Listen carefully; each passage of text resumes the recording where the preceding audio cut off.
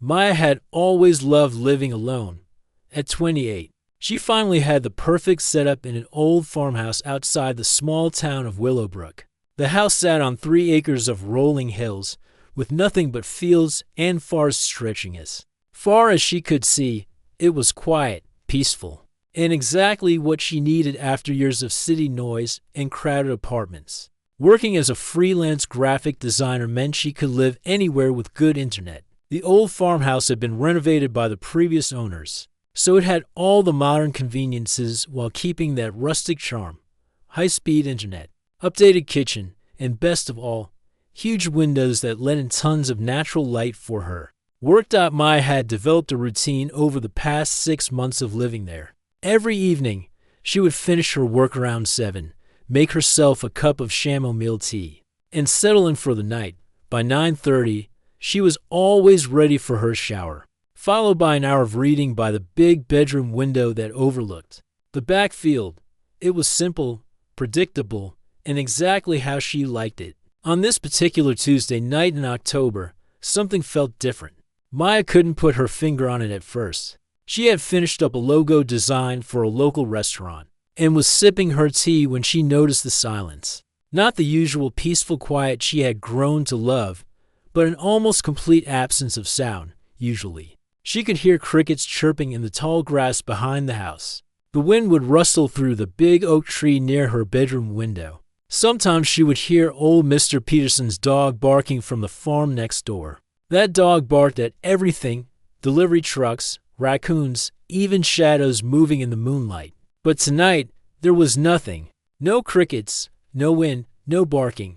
Even the house itself seemed quieter than usual. The old floorboards that normally creaked when she walked across them were silent under her feet. Maya shrugged it off.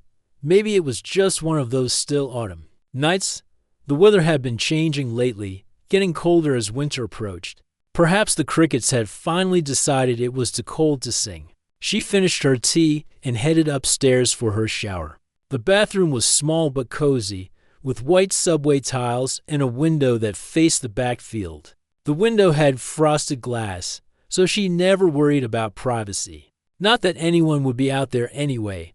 The nearest neighbor was half a mile away. As she turned on the water and waited for it to warm up, Maya caught herself looking toward the window. That strange feeling was back, like something was watching her. She had felt it earlier while working at her computer, like eyes on her back even though she knew she was alone. "You're being silly," she told herself out loud. "Too much coffee today, that's all." Maya had always been practical. She didn't believe in ghosts or supernatural nonsense. Growing up, her friends would tell scary stories about haunted houses and mysterious creatures, but Maya was always the one pointing out logical explanations. Strange noises were just old pipes or settling wood. Moving shadows were caused by car headlights or tree branches swaying in the wind.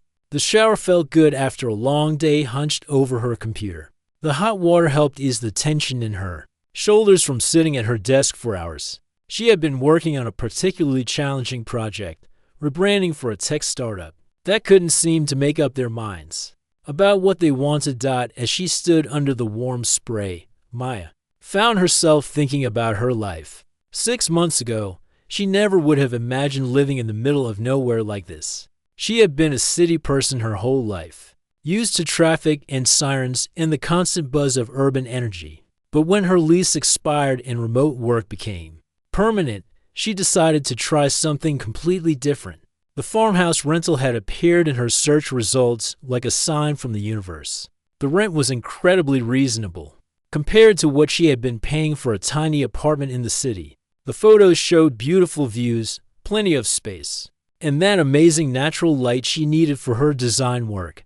Her family thought she was crazy. Her mother worried about her being so isolated, especially as a young woman living alone. Her sister kept asking when she was going to move back to civilization and start dating again. But Maya loved the peace and quiet. She loved waking up to birdsong instead of car horns. She loved seeing actual stars at night instead of city light pollution. The steam was starting to fog up the bathroom mirror when Maya finished her shower. She reached for her favorite soft towel. the blue one that had been a housewarming gift from her best friend. As she wrapped it around herself, that feeling of being watched returned, stronger than before. This time, she couldn't ignore it. The sensation was so intense it made the hair on her arms stand up. Maya found herself looking directly at the frosted bathroom window, even though she knew she couldn't see through it clearly.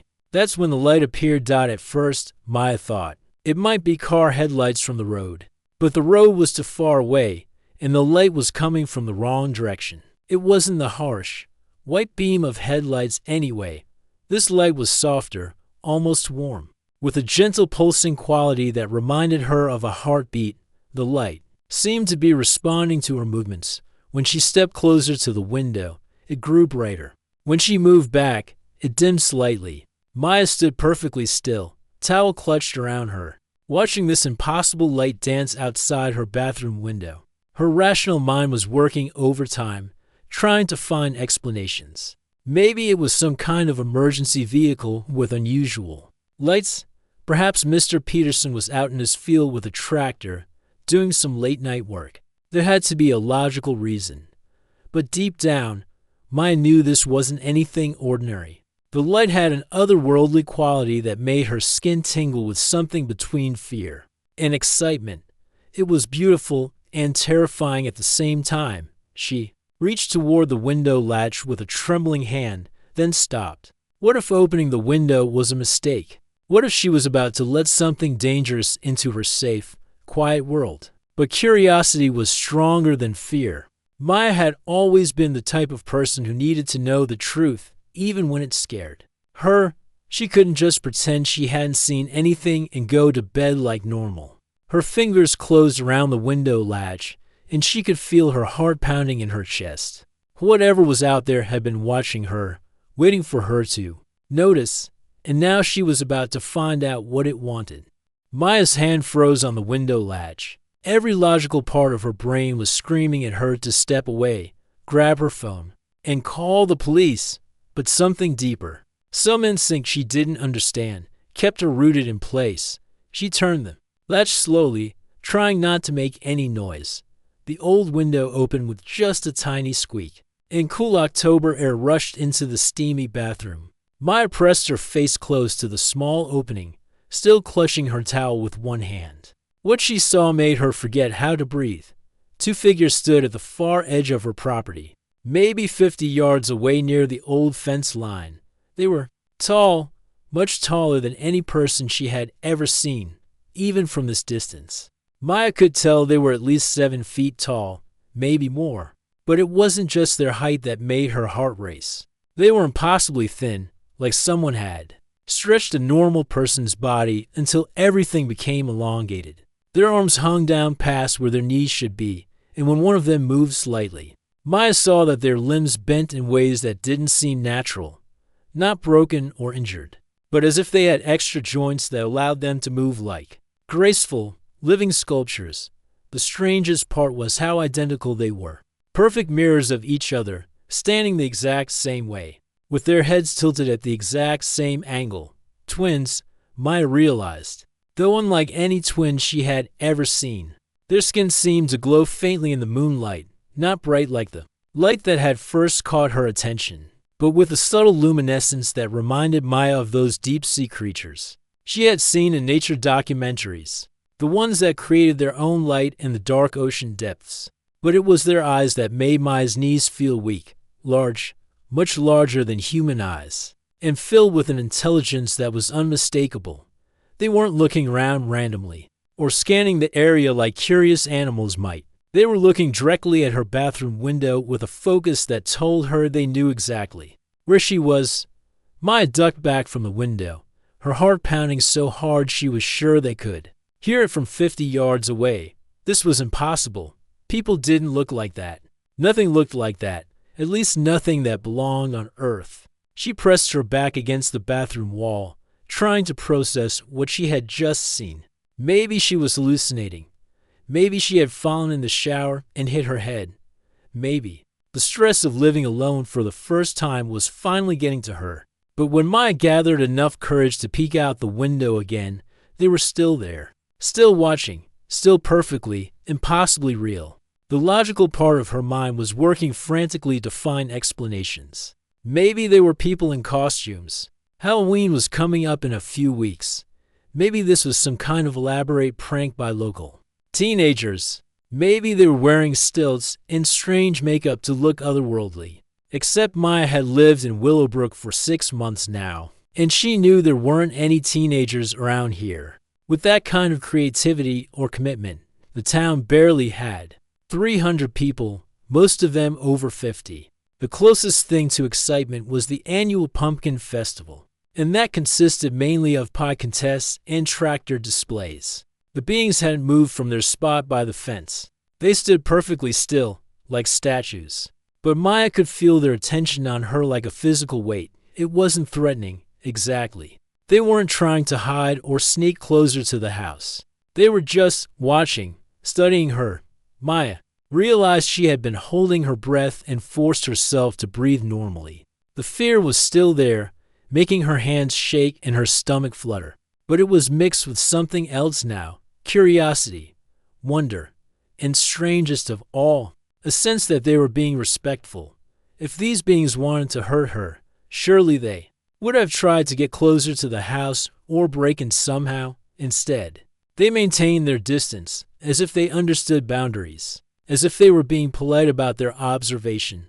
Maya had always been curious about everything. As a child, she was the one who wanted to know how everything worked, who asked endless questions that drove her parents crazy. She caught bugs to examine them under a magnifying glass and spent hours watching ants build their colonies. Her graphic design career had grown out of that same need to understand how things were put together, how colors and shapes and ideas could combine to create something meaningful. Now she was face to face with the biggest mystery of her life, and despite her fear, that curiosity was winning. She opened the window a little wider and leaned out just enough to get a better view.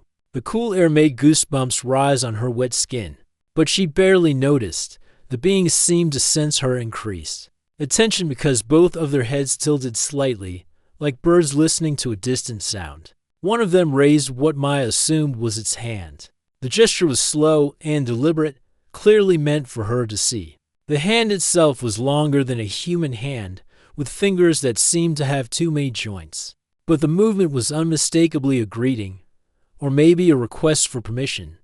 Maya stared at that raised hand for a long moment. This was the moment where everything would change. She could close the window, pretend this never happened, and try to go back to her normal life. Or she could acknowledge that something incredible and impossible was happening in her backyard. Almost without thinking, Maya raised her own hand and held it up where they could see it through the window. The response was immediate. Both beings straightened slightly, and even from 50 yards away, Maya could sense their excitement. Not aggressive or frightening excitement, but the kind she felt when she discovered something beautiful and unexpected. They began to move in, not toward the house, but in slow, deliberate patterns. It looked almost like a dance, with their long limbs creating shapes against the night sky. One would move, and then the other would mirror the movement exactly. Sometimes they moved together in perfect synchronization. Maya found herself leaning further out the window, trying to understand what they were doing. Were they communicating with each other? With her? The movement seemed purposeful, like a language she didn't understand but could sense had meaning. This continued for what felt like hours, but was probably only 10 or 15 minutes. Maya's towel was getting damp from the cool air, and her feet were getting cold on the bathroom tiles. But she couldn't bring herself to move away from the window. Then, as suddenly as it had started, the performance stopped. Both beings stood perfectly still again, facing her window. Maya had the strange impression that they were saying goodbye, and then they began to fade. Not walking away or disappearing behind trees, but actually becoming transparent, like someone was slowly turning down their brightness. Maya blinked hard, thinking her eyes were playing tricks on her. But when she looked again, they were even fainter. Within moments, they were completely gone, leaving only the empty field and the ordinary night sounds that had returned as mysteriously as they had disappeared. Crickets were chirping again. and she could hear Mr. Peterson's dog barking in the distance. Maya stood at the window for a long time after they vanished, staring at the spot where they had been. Part of her wondered if she had imagined the whole thing, but deep down, she knew this was only the beginning. Whatever those beings were, wherever they had come from, she had the distinct feeling they would be back, and despite everything logical telling her to be afraid, Maya realized she was looking forward to seeing them again.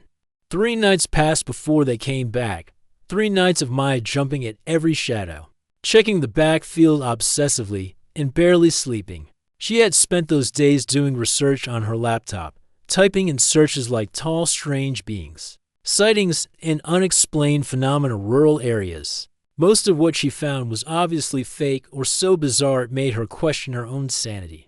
But Maya knew what she had seen. The memory was crystal clear, burned into her mind like a photograph. Those impossibly tall figures with their glowing skin and intelligent eyes. The way they had moved together in perfect harmony. The respectful distance they had maintained. On the 4th night, Maya was ready.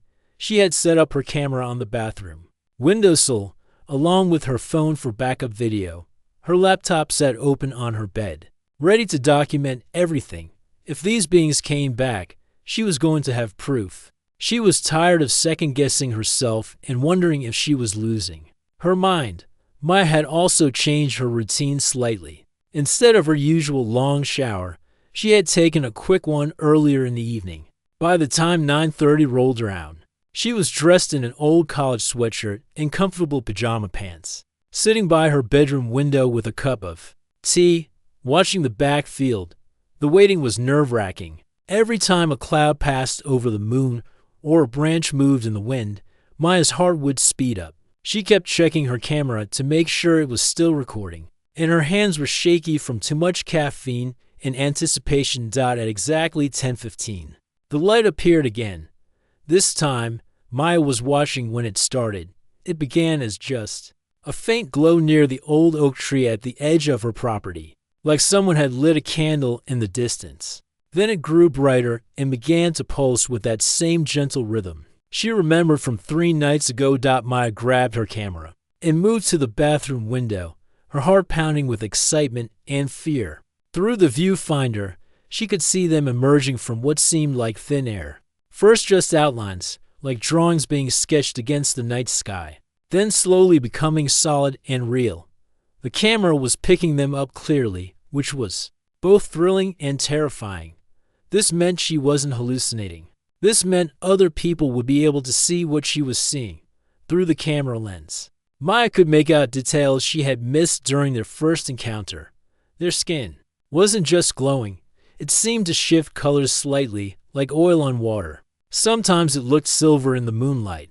Other times it had a blue tint that reminded her of deep ocean water.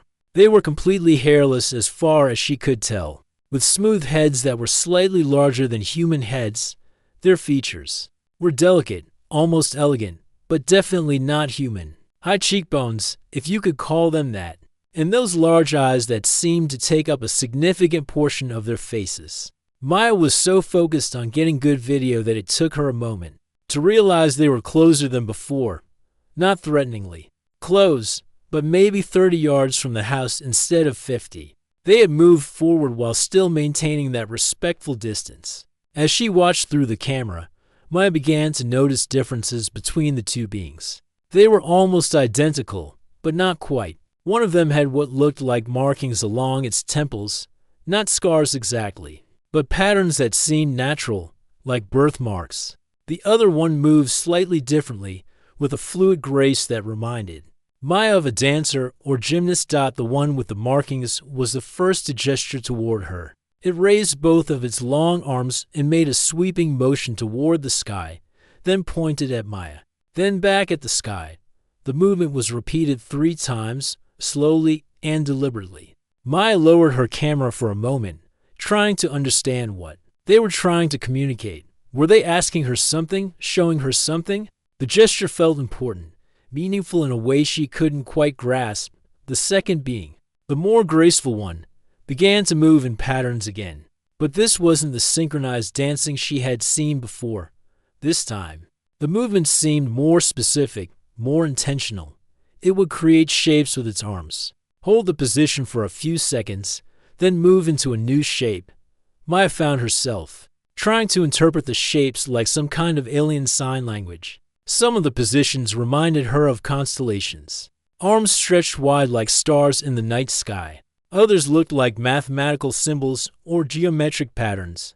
Without really thinking about it, Maya set down her camera and began to mirror some of the simpler movements. When the being held its arms out wide, she did the same. When it pointed upward, she pointed up too. The reaction was immediate and incredible. Both beings became more animated, more excited. Their skin seemed to glow brighter, and they began moving together in what was definitely a form of communication aimed directly at her. Maya pressed closer to the window, wishing she could go outside, but not quite brave enough to leave the safety of her house. She continued to copy their gestures, and they seemed to be teaching her, repeating movements until she got them right, then moving on to more complex patterns. This went on for almost an hour.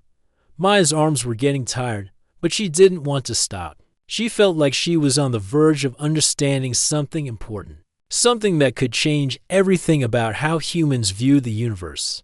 The beings seemed to understand that she was getting tired. They began to slow down their movements, making them smaller and simpler. Eventually, they returned to just standing and watching her. But the atmosphere felt completely different now. Where before there had been curiosity and caution, now there was something that felt almost like friendship.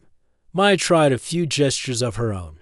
She pointed to herself, then made a questioning gesture with her hands spread wide. "Who are you? Where are you from?" She had no idea if they would understand, but she had to try. The marked one tilted its head, and Maya could swear she saw something like amusement in its large eyes. It pointed to itself, then to its companion, then made a sweeping gesture that encompassed the entire night sky above them. Maya felt a chill that had nothing to do with the cold air coming through the window. They were from somewhere out there, among the stars. The logical part of her mind wanted to reject this idea, but everything she had witnessed made it undeniable. As if sensing her realization, both beings stepped back slightly. The marked one raised its hand in what Maya now recognized as a greeting, but this time there was something different about the gesture. It placed its other hand over what she assumed was its heart and bowed slightly. Maya found herself copying the gesture without thinking, placing her hand over her own heart and bowing toward the window. It felt like the most natural thing in the world, like a universal sign of respect and acknowledgement. The beings held the position for a long moment, then slowly began to fade again. But before they completely disappeared, something extraordinary happened. The graceful one approached closer to the house than either of them had come before, stopping just outside the ring of light from Maya's porch lamp for the first time. Maya could see its face clearly. The features were alien, yes, but there was something unmistakably intelligent and gentle in its expression, something that looked almost human in its curiosity and kindness. Then it was gone, leaving Maya alone at her window with 1,000 questions and the growing certainty that her life would never be the same again. By the time the fourth encounter came around, Maya had stopped feeling embarrassed or vulnerable about the whole situation. She had spent the past week thinking about everything that had happened, and she finally understood something important. These beings weren't interested in her body or trying to invade her privacy. They were studying her behavior, watching how humans acted when they thought no one was looking. Maya had always been a logical person, but logic told her that beings this advanced, this obviously intelligent, wouldn't travel across space just to peek at humans getting dressed. There had to be a deeper purpose, something more scientific about their observations. She had done more research during the week, reading about animal behavior studies and scientific observation methods. Scientists often watched animals in their natural habitats, documenting how they behaved when they weren't aware of being observed. Maybe that's what was happening here, except she was the animal being studied. The thought should have been unsettling, but Maya found it fascinating instead. If these beings were researchers of some kind, then she was part of the most important scientific study in human history. the first documented peaceful contact between humans and visitors from another world. On this night, Maya made a decision that would have seemed crazy to her just 2 weeks ago. Instead of watching from her bathroom window, she was going to go outside. She had thought about this all day, weighing the risks and benefits. The beings had shown no signs of aggression or harmful intent. They maintained respectful distances and seemed genuinely interested in communication rather than conquest. Every interaction had felt more like a cultural exchange than a threat. Maya dressed warmly in jeans, boots, and a thick sweater. If she was going to have a conversation with visitors from another planet, she wanted to be comfortable and properly covered. She also brought a small flashlight, not because she needed the light, but because she wanted to try using it as a communication tool. At 10 o'clock, Maya stepped out onto her back porch and waited.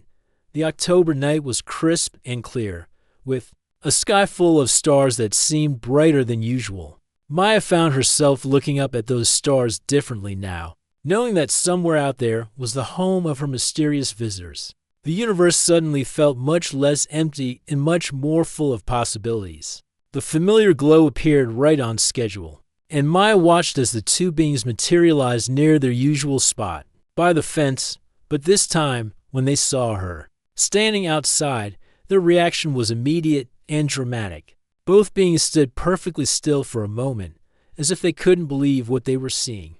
Then they began moving toward the house, slowly and carefully, stopping every few steps as if asking permission to come closer. Maya's heart was racing, but she forced herself to stay calm. She raised her hand in the greeting gesture they had taught her, and both beings responded immediately with the same motion. As they approached, Maya could see them more clearly than ever before. The marked one had intricate patterns along not just its temples, but extending down its neck and arms like natural tattoos. The graceful one moved with an even more fluid motion up close, each step seeming to flow into the next like water. They stopped about 20 feet away from the porch, close enough for Maya to see the details of their faces, but far enough to maintain that respectful distance they always kept. Maya tried her flashlight experiment, turning it on and off in different patterns. The beings watched intently, and after a few minutes, the graceful one began to glow brighter and dimmer in similar patterns, copying her light signals. This simple exchange opened up a whole new level of communication.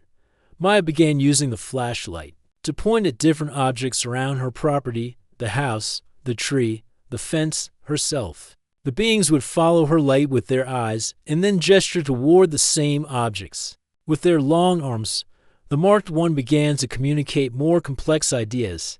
It pointed to the sky, then to Maya, then back to the sky, just like it had done before.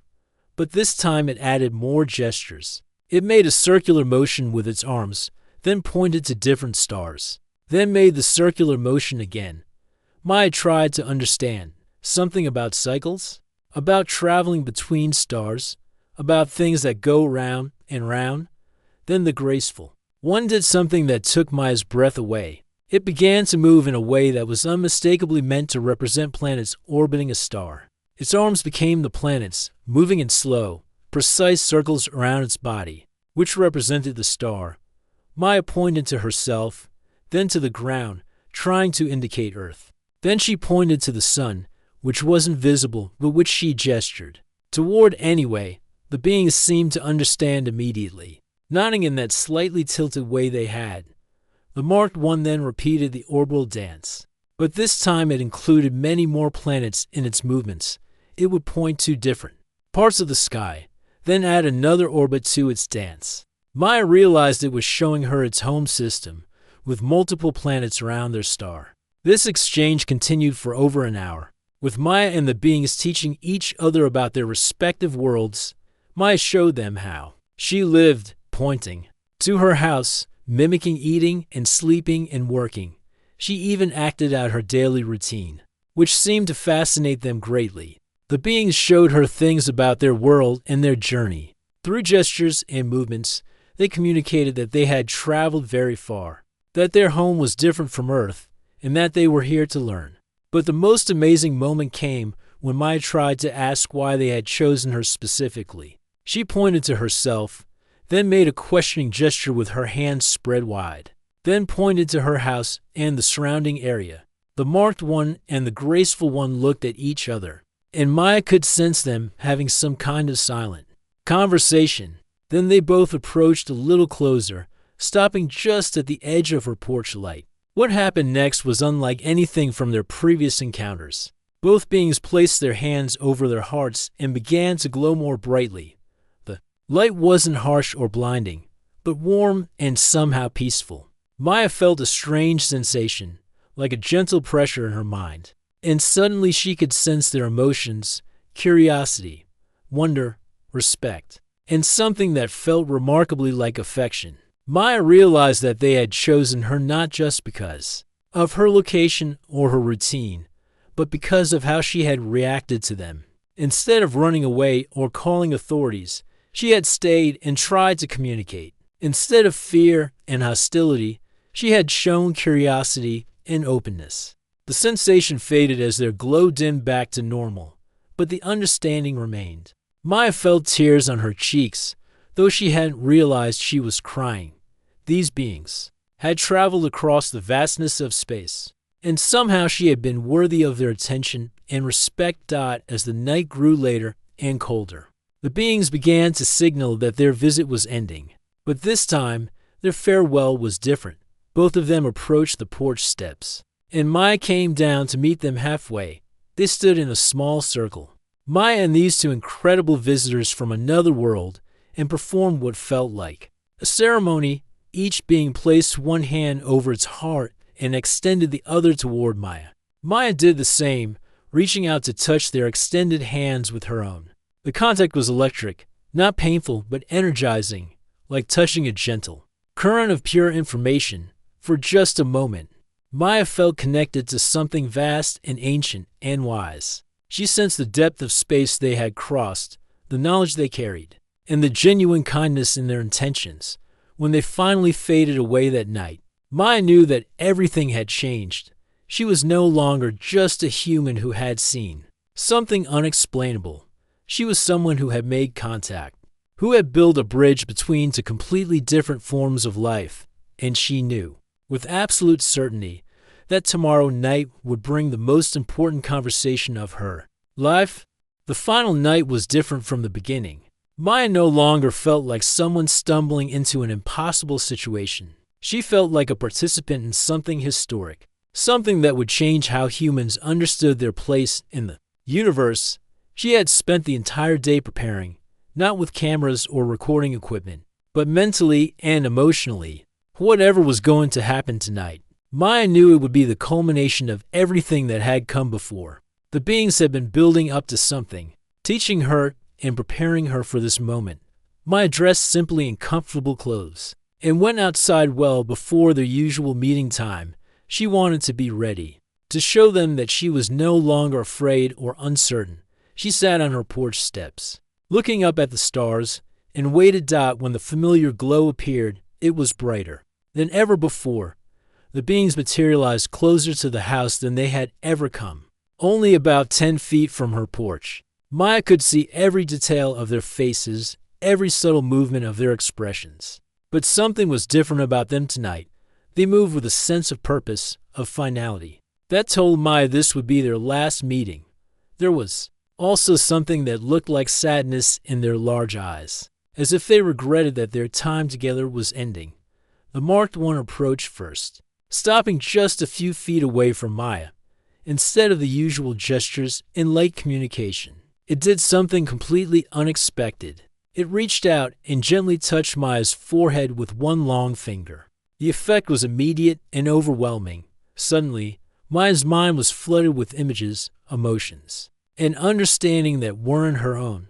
She saw flashes of their world, a place of incredible beauty with purple skies and floating cities, where beings like her visitors lived in harmony with technology that seemed like magic. But she also saw sadness, a deep grief that permeated everything. Their world was dying, not from war or disaster, but from something much more subtle and devastating. Their people had lost something essential. something that Maya's visitors had traveled across the galaxy to find. Through the connection, Maya understood that the beings were scientists and explorers, but they were also desperately searching for something their own species had lost generations ago. They had become so advanced, so focused on logic and technology, that they had forgotten how to feel genuine emotion, how to experience authentic wonder and curiosity. Their society functioned perfectly, but it was empty. They could think and reason and solve complex problems, but they had lost the ability to truly experience joy, love, fear, or excitement.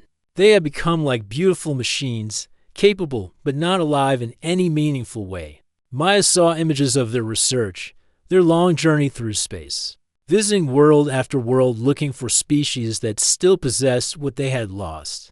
They had found planets with life, but nothing like what they discovered on Earth, humans. Maya realized we're unique not because of their technology or intelligence, but because of their emotional authenticity. Even in the most ordinary moments, humans experience genuine feelings. They could be scared and curious at the same time. They could feel wonder at a sunset or excitement about learning something new. The beings had been studying Maya not just as a human, but as an example of what their own people had once been. Every emotion she had shown during their encounters, her initial fear, her growing curiosity, her brave decision to communicate, her final acceptance and friendship, these were things their species desperately missed about themselves. Maya understood now why they had appeared during her most private, unguarded moments.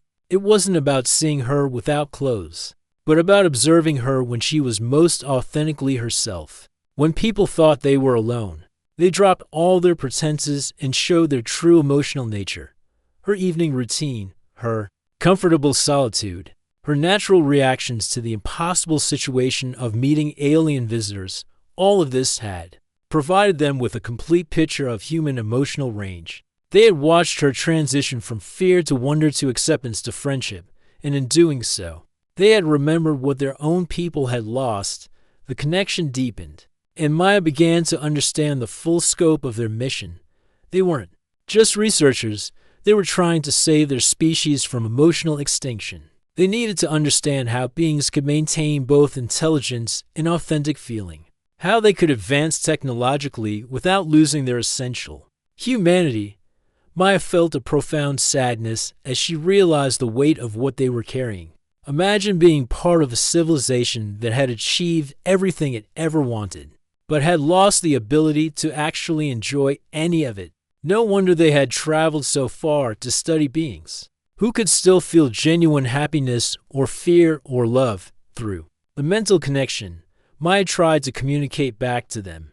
She shared her own experiences, the joy she felt when completing a challenging design project, the comfort of her quiet evening routine, the excitement of moving to the farmhouse and starting a new life. She showed them what it felt like to be curious about something, to be scared but brave enough to investigate anyway. Most importantly, she shared with them the friendship she had come to feel for them over the past weeks, despite their alien appearance and the impossible nature of their meetings. Maya had grown genuinely fond of these beings.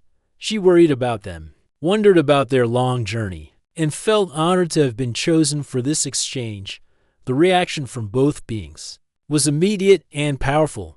Their glow intensified, and Maya could sense their amazement at experiencing secondhand emotion through her memories. It was like they were remembering what it felt like to truly feel something, instead of just thinking about feelings intellectually. The graceful one approached and also touched Maya's forehead, joining the mental connection. Now all three of them were linked, sharing thoughts and emotions in ways that went beyond any language. Maya learned that they had been studying Earth for many years, observing humans from a distance and trying to understand the mystery of emotional authenticity. But she was their first direct contact, their first opportunity to actually communicate with a human who could teach them what they needed to know. They showed her images of their home world again, but this time Maya could see the beauty through their eyes as well as the emptiness. It was a place of incredible achievement, but no laughter, amazing technology, but no wonder, perfect harmony, but no real joy. Maya found herself crying, overwhelmed by the tragedy of their situation and the honor of being able to help them understand what they had lost through the connection. She tried to show them that emotions weren't something separate from intelligence, but something that made intelligence meaningful. Fear helped beings avoid danger. Curiosity drove them to explore and learn. Love motivated them to care for each other. Joy made achievements worth celebrating. Even sadness served a purpose, helping beings process loss and change. The beings absorbed these insights with an intensity that was almost painful to experience. Maya could feel their desperate hope that somehow this understanding could help their people rediscover what they had abandoned. In their pursuit of perfect logic, as the mental connection began to fade, Maya understood that their time together was truly ending. The beings had learned what they came to learn, and now they needed to return to their people with this knowledge. Whether they could use it to help their civilization rediscover genuine emotion remained to be seen. But at least they now understood what they were trying to reclaim. The marked one and the graceful one stepped back, but their eyes remained fixed on Maya with an expression she now recognized as deep gratitude. They had given her the gift of understanding their purpose, and she had given them the gift of experiencing authentic emotion through their connection. They performed one final ceremony, placing their hands over their hearts and bowing deeply. Maya did the same, and for a moment, the three of them stood in perfect harmony under the starlight. Then, slowly and gently, they began to fade for the last time. But as they disappeared, Maya felt a warmth in her mind, a lasting connection that told her she would always carry a part of this experience with her. As the last traces of their glow vanished, Maya remained sitting on her porch steps, looking up at the stars with completely new eyes. She understood now that the universe was full of life, but also full of struggles and searches for meaning that transcended species and planets. She had been chosen not because of where she lived or how she looked, but because of her capacity for genuine, authentic human emotion. In a universe of incredible intelligence and advanced civilizations, that authenticity was apparently rare and precious. Maya smiled through her tears, knowing that somewhere among those stars, two beings were carrying her gift of emotional understanding back to their people. And maybe, just maybe, they would find a way to help their civilization remember how to truly feel again.